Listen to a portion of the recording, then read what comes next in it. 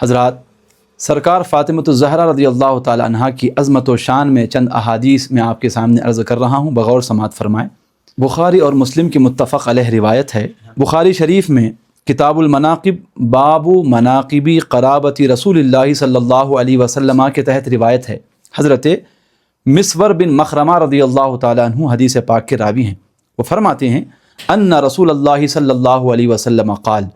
فاطمۃ بضعۃ منی، فاطمہ میرے جسم کا ٹکڑا ہے۔ فمن اغضبها اغضبنی، جس نے انہیں غضبناک کیا اس نے مجھے غضبناک کیا۔ اس حدیث پاک سے ہم کو یہ پتہ چلا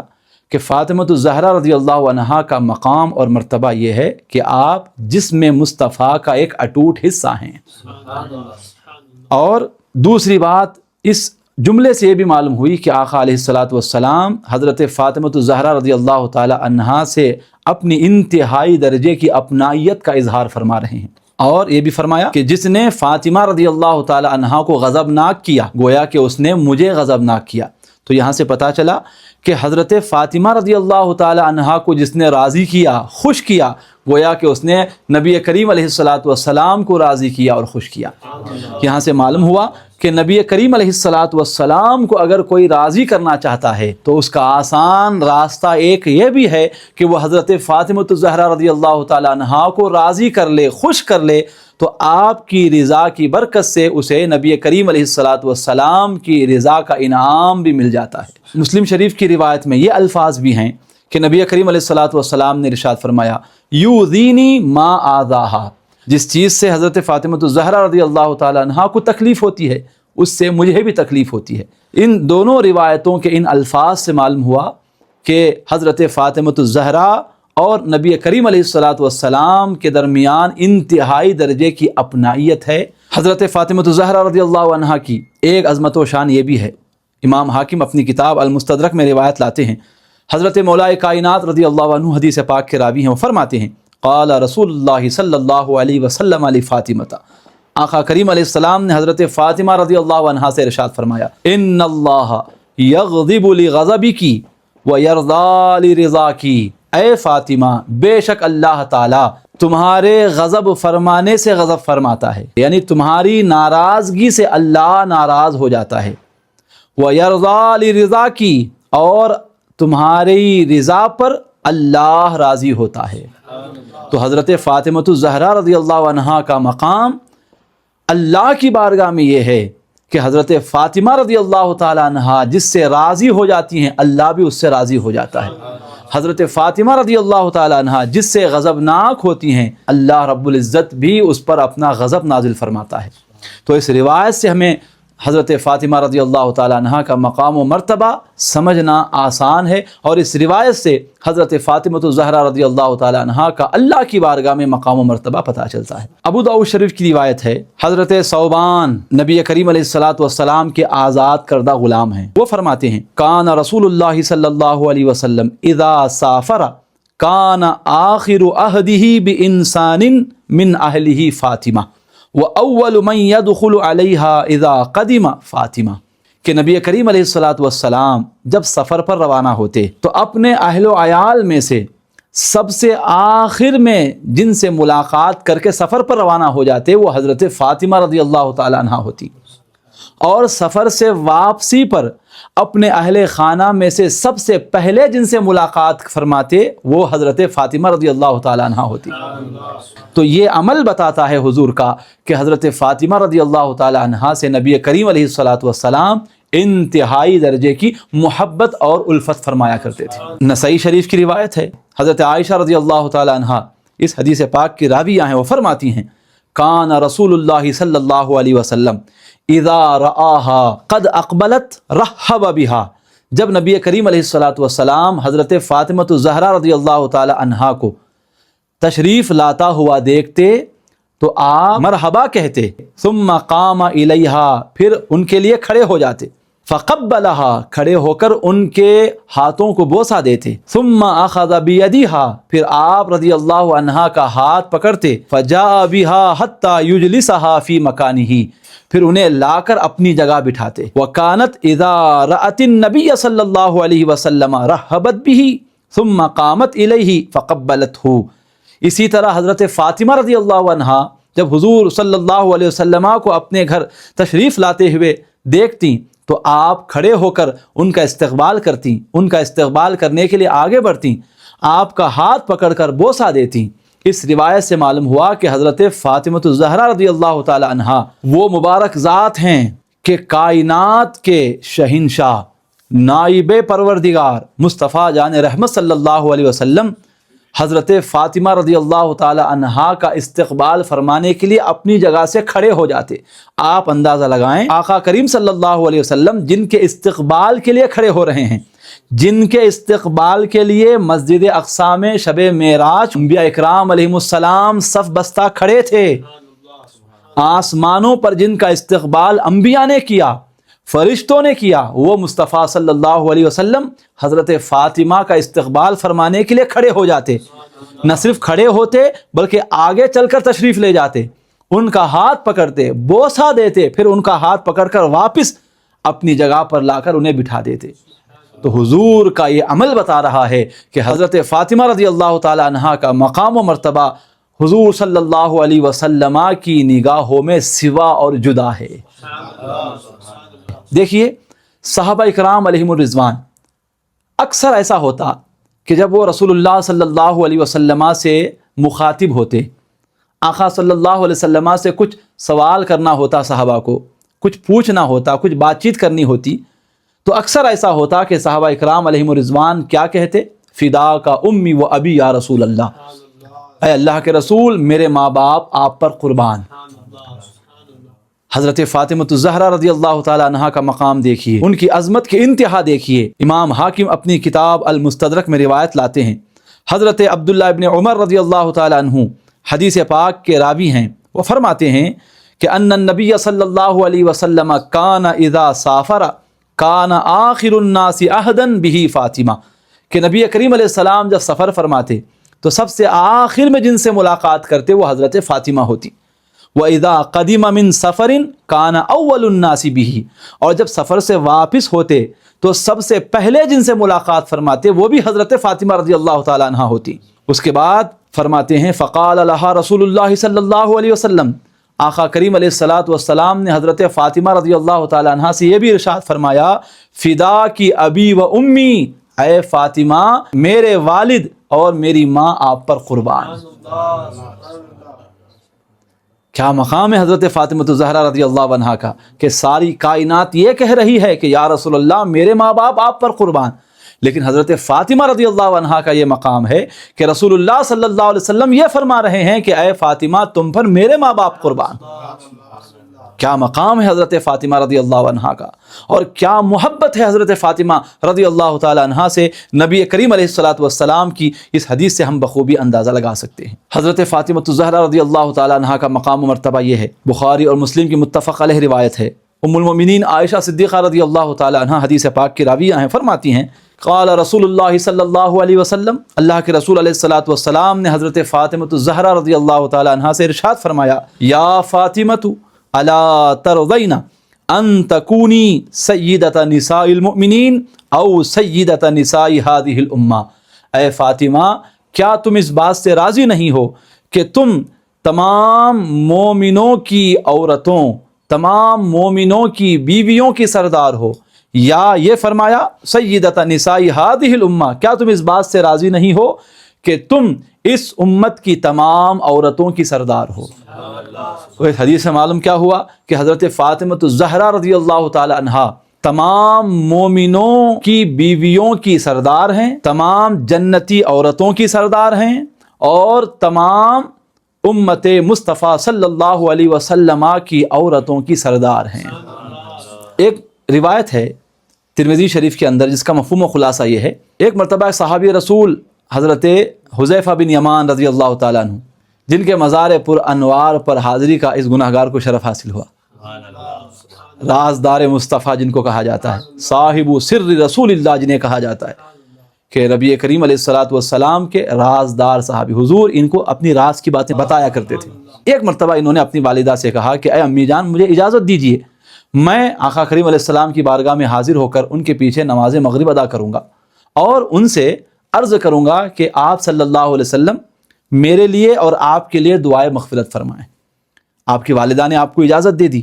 آپ رضی اللہ عنہ مسجد نبوی تشریف لائے، نماز مغرب آقا کی اقتداء میں ادا فرمائی، لیکن بات چیت کا موقع نہیں ملا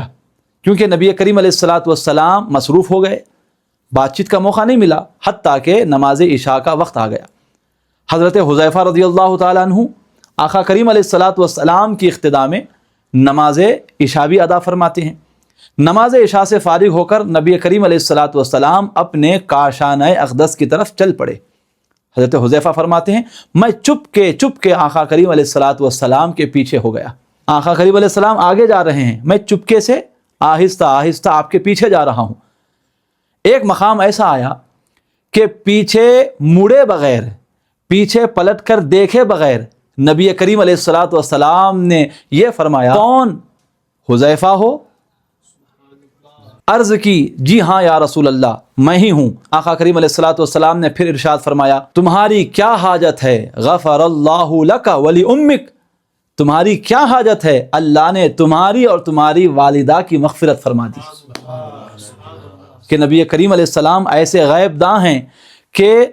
پیچھے پلٹ کر دیکھے بغیر جان رہے ہیں کہ پیچھے آنے والے حضرت حذیفہ ہیں، اور حضرت حذیفہ اپنے دل میں جو حاجت لے کر آئے ہیں اس حاجت کو بھی جان رہے ہیں۔ ان کے کہنے سے پہلے ہی ارشاد فرما دیا کہ اے حذیفہ تمہاری کیا حاجت ہے؟ اللہ نے تمہاری بھی مغفرت فرما دی اور تمہاری والدہ کی بھی مغفرت فرما دی۔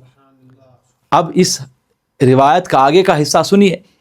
حضرت حذیفہ بن یمان فرماتے ہیں کہ نبی کریم علیہ الصلاۃ والسلام نے ارشاد فرمایا کہ ان ھذا ملک لم ينزل الارض قط قبل هذه الليلہ، کہ اے حذیفہ اس وقت یہاں ایک فرشتہ موجود ہے،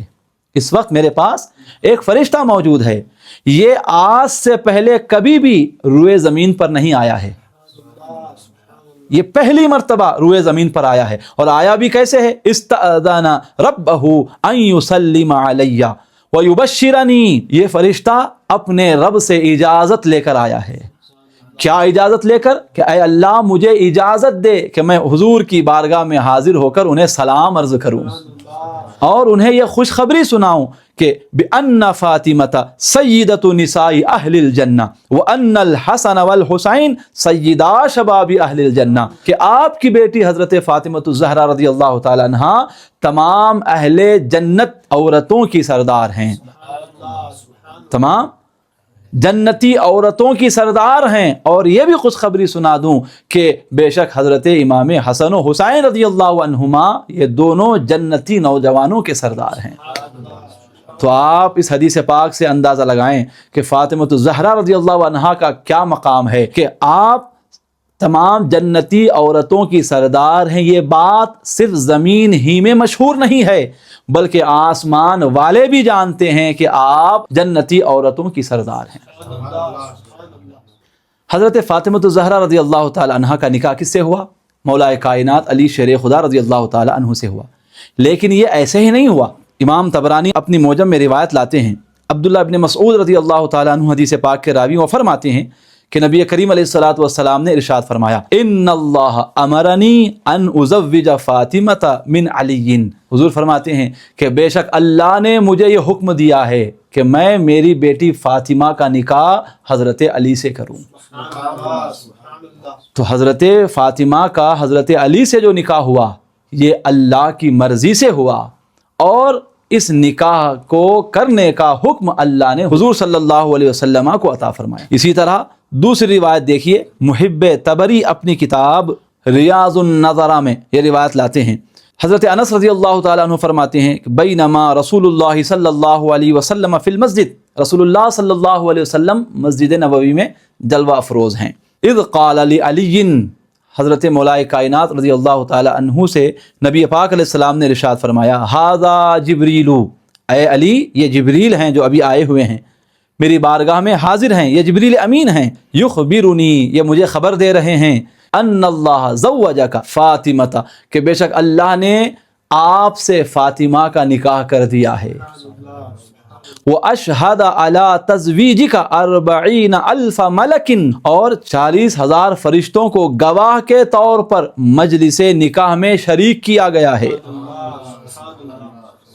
تو اس روایت کے اتنے حصے سے ہم کو یہ پتہ چلا کہ حضرت فاطمہ رضی اللہ تعالی عنہ کا جو نکاح ہوا حضرت مولا علی سے، یہ امر ربی سے ہوا، اور اللہ نے اس نکاح کو آسمانوں پر کیا، اور اس نکاح میں باراتی کے طور پر ملائکہ اعظام حاضر تھے۔ حضرت فاطمہ الزہرا رضی اللہ تعالی عنہ سراپا شرم و حیا کا پیکر ہیں۔ نہ صرف آپ نے اپنے حین حیات میں پردے کا اہتمام کیا، بلکہ بعد وفات بھی اپنے جنازے کو پردے سے چھپانے کی وصیت فرمائی۔ آپ کی پاک دامنی اور پارسائی کی انتہا یہ ہے کہ جب قیامت کا دن ہوگا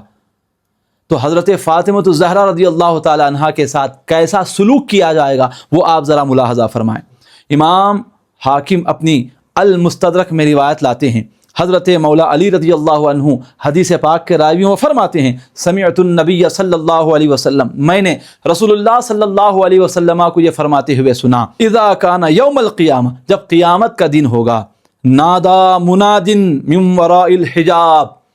ایک ندا دینے والا، ایک اعلان کرنے والا پردے کے پیچھے سے اعلان کرے گا، یا اہل الجمع غضوا ابصارکم ان فاطمہ بنت محمد صلی اللہ علیہ وسلم حتی تمر، کہ اے اہل محشر اپنی نگاہوں کو نیچے کر لو کیونکہ فاطمہ الزہرا رضی اللہ عنہا کا گزر ہو رہا ہے، جن کی عزتیں محشر میں یوں ظاہر کی جائیں گی، اس فاطمہ الزہرا رضی اللہ تعالی عنہا کا کیا مقام ہوگا، کیا مرتبہ ہوگا۔ اس سے ملتی جلتی اور ایک روایت ہے جو محب طبری اپنی کتاب ریاض النظرہ میں لاتے ہیں۔ روایت کے راوی حضرت ابو ایوب انصاری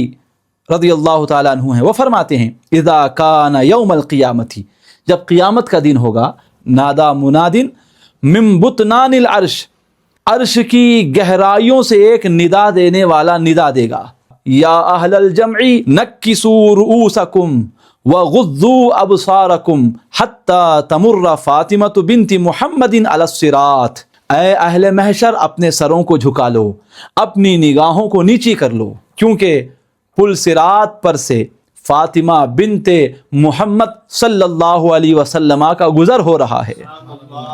پل صراط پر کس شان و شوکت کے ساتھ آپ کا گزر ہوگا، ملاحظہ فرمائیں۔ روایت کے الفاظ ہیں، فَتَمُرُّ وَمَعَهَا 70,000 جَارِيَةٍ مِّنَ الْحُورِ الْعَيْنِ، حضرت فاطمہ الزہرا رضی اللہ تعالیٰ عنہ 70,000 حوران بہشت کی جھرمٹ میں گزریں گی۔ 70,000 حوران بہشت آپ کی خادمائیں بن کر آپ کے چاروں اطراف ہوں گی، اور ان کے درمیان حضرت فاطمہ الزہرا رضی اللہ تعالی عنہ ہوں گی، پل صراط پر گزریں گی، اور کس شان سے گزریں گی، کالبرق اللامع،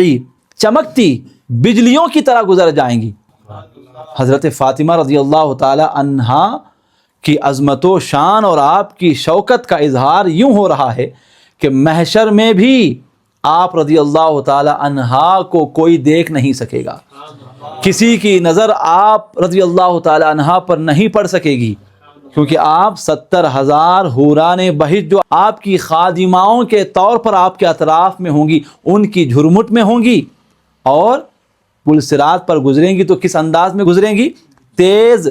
چمکتی بجلی کی طرح گزر جائیں گی۔ اب تیز چمکتی بجلی اور اوپر سے 70,000 حوران بہشت کے جھرمٹ میں ہوں تو پھر اب انہیں کوئی کیوں کر دیکھ سکتا ہے۔ تو یہ حضرت فاطمہ الزہرا رضی اللہ تعالی عنہ کا